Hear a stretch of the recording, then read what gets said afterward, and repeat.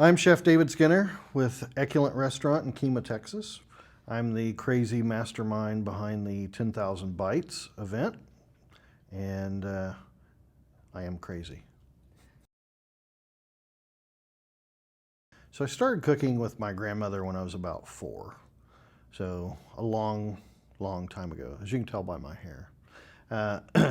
And really started getting into it, I would say, seriously when I was probably about 8 or 9. She gave me a Sabatier chef's knife and Julia Child's cookbooks and said, here you go, get started.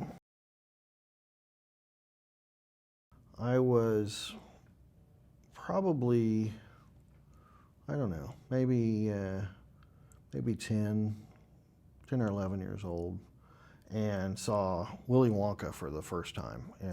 That movie really just kind of, got to me. It was like, who wouldn't want to, have a chocolate factory? Who wouldn't want to have all these crazy contraptions and come up with all these really wild, culinary treats? And so I kind of get called the Willy Wonka of Kemah at this point, but it's a title I'll take. So my restaurant is called Eculent. Everybody always asks, how did you come up with the name? And I started with Latin, and esculent, which means to be eaten, was kind of the first thing that came to mind. Of course, the problem today is if you can't get a .com behind it, it's not worth anything. So esculent.com was already taken, which was kind of sad. So I kept thinking about what could I do with that, and ended up taking out the S and made it Eculent. And I like it better. We came up with really wild and crazy vegetarian dishes that nobody had ever seen before. Like, we made an edible Zen garden. So just like the one you'd have on your desk with sand and rocks and so forth, and a little rake that you would push around, make designs. And for the sand, we cooked or took amaranth seeds and popped them to like little teeny tiny popcorn. But it did a really good job of simulating the sand. And then for the rocks, we used little baby Dutch potatoes. We confit them in olive oil and garlic, and then coated them with an edible clay. And by the time we were done, they looked like little rocks. And so, matter of fact, we did such a good job making them rocks that when we first started serving that dish, all the potatoes would come back because people thought they were real. And I had to go out and like poke them with a fork to show them that actually it's not a real rock. It kind of showed us that people were willing to take a chance. They were willing to try something really new, really avant-garde, really different in an area that was more kind of known for barbecue and burgers and pizza and that kind of thing. But what I think really makes Eculent unique and stand out, besides the food, is the fact that we're one of only a couple of restaurants in the world that we change the environment. It's all dynamic. So from an iPad, I can control the color of the lights, the amount of lighting in any spot within the restaurant. We have scent generators in the ceiling, so we can change the smell of the whole restaurant at will. All the artwork is done so that it's choreographed to go with the meal.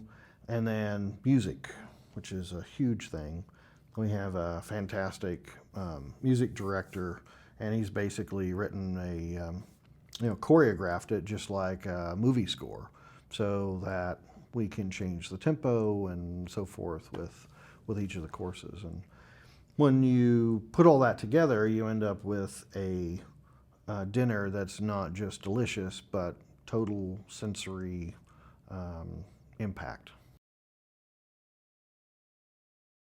One of the dishes we came up with early on was a dish that my daughter kind of helped think up, which was what a potato dreams of.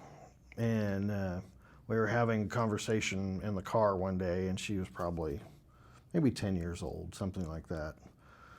And she was like, Dad, potatoes are really you know, vegetable that doesn't get a lot of respect and really just kind of gets beaten up, right? And she's like, think about it, we cut them up, we fry them, we mash them, we boil them, we do all these terrible things to this potato, and yet it tastes so good. And I was like, you know what, you're right. We should come up with something that really makes it the star of the plate, And so we've actually had a number of incarnations of this dish, but the very first one that we started out with was I took real truffles and made molds out of them, and then we created this dish where it was basically a truffled mashed potato cooked in a mold, so it looked like a real truffle when it popped out, and it would sort of be the star kind of on the plate, which would be really kind of interesting. What we've actually evolved it into now is we take Peruvian purple potatoes, we confit them in duck fat, we cut them so they look like a gemstone, and then we put them in a miniature replica of a Fabergé egg, and on top we coat them with Russian caviar, creme fraiche, and 24 karat gold. And so when you pop open the little egg, what you see is this beautiful kind of glistening gem, which is a potato covered in caviar and gold. So it is truly the star of the show at this point. One of the interesting dishes I came up with early on was a 5,000 flavor soup, which of course begs the question, why? And then how? Yeah. The why is, why not? It's never been done, right? Who's come up with a soup that changes flavor as you eat it? Very Willy Wonka-ish, I think. And so took some trial and error. Most of the trial and a lot of the error was trying to make a plate that would actually work. So the idea was fairly simple.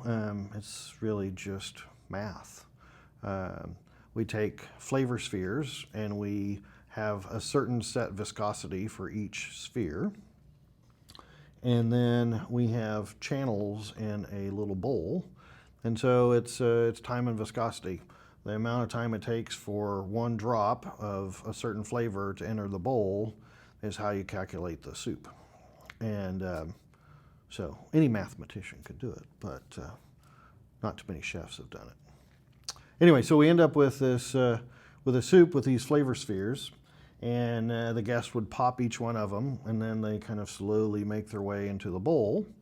The problem was getting a bowl that would have little holes for spheres and the right kind of channels. So we had our potter that works for us start putting them together, and we probably ended up with 20 or 30 of these bowls, and every one of them just wouldn't work. It just deformed in the kiln, which actually led us to an interesting kind of discovery with the lab. We had to go buy a 3D printer because we thought, well, maybe we could make a mold and that would solve the deforming problem in the kiln.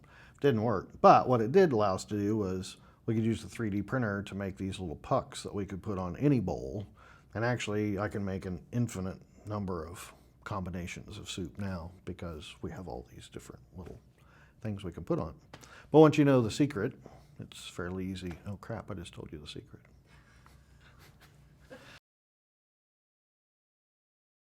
The most interesting reservation that we've had has come from the space station. We have a current hovering astronaut that made a reservation for him and his wife for their anniversary. So that was an interesting request to get. I wasn't quite sure whether to believe it at first, but after validating with NASA it was true, he now has a reservation, which is good because we currently have about 3,000 people on a wait list to try and get in. So helps if you're an orbiting astronaut.